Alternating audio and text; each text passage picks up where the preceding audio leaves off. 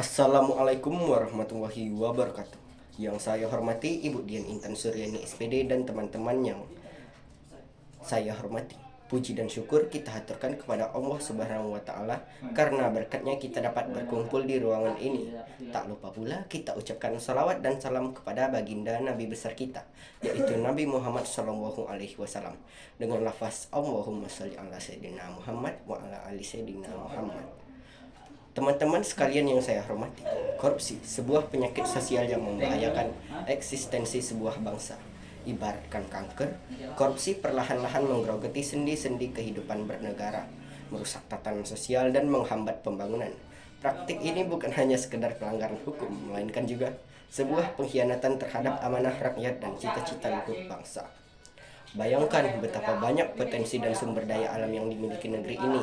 Namun karena ulah segelintir oknum yang tidak bertanggung jawab, kekayaan negara justru mengalir ke kantong pribadi mereka. Akibatnya, pembangunan infrastruktur terhambat, pelayanan publik kian memburuk, dan kesenjangan sosial yang semakin melebar.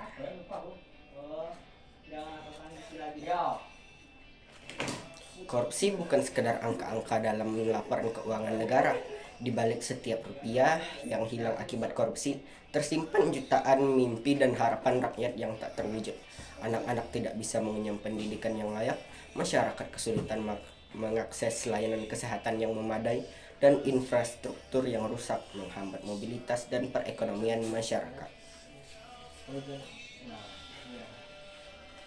Korupsi telah merusak citra Indonesia di mata dunia. Investor asing enggan menanamkan modalnya di negara yang korup. Pariwisata pun terdampak karena wisatawan enggan mengunjungi negara yang terkenal dengan praktik suap dan kolusi. Akibatnya, potensi dan pendapatan negara dari sektor pariwisata dan investasi menjadi berkurang.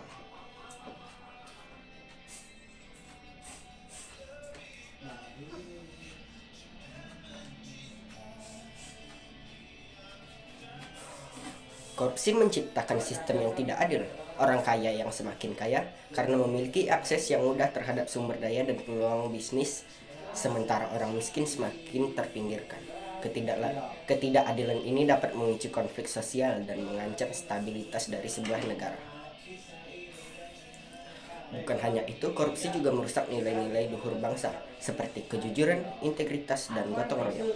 Generasi muda kita tumbuh dalam lingkungan yang penuh dengan praktik korupsi. Mereka melihat para pejabat korupsi hidup bergelimang harta, sementara orang jujur hidup susah. Hal ini dapat membuat mereka kehilangan motivasi untuk berbuat baik dan berprestasi. Selanjutnya, untuk memberantas korupsi diperlukan upaya yang komprehensif dan berkelanjutan. Beberapa langkah yang dapat dilakukan antara lain penegakan hukum yang tegas dan tanpa pandang bulu. Hukum harus ditegakkan secara adil bagi semua pihak, tanpa terkecuali, baik itu orang kaya maupun orang yang sederhana. Yang kedua, peningkatan transparansi dan akuntabilitas.